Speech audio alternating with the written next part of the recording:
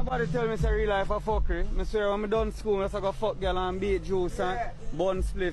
Yeah, you know what I do? I work and pay bills every blood clot day. I can't stop. Meeting my Jamaican husband now for the first time has me so nervous. I mean, butterflies in my stomach kind of nervous. But I just want to make a good impression, so I'm going all out. I'm in the kitchen, apron on and all, cooking his favorite Jamaican curry chicken. It's not just any dish, it's the one he grew up loving, all thanks to his mom's amazing cooking.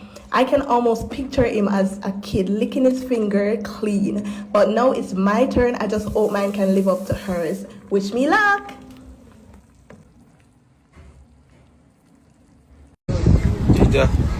We're outside one of the crab places, alright? See, outside. See you lying there? You lying there? Yeah, man.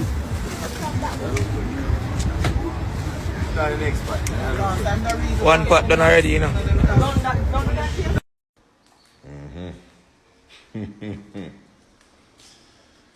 Yeah. Long blood clot fingernail. Can't need the flour. You know what I said? This hot girl era. Try to make sure this blood clot need good. So it's probably not this pussy clot.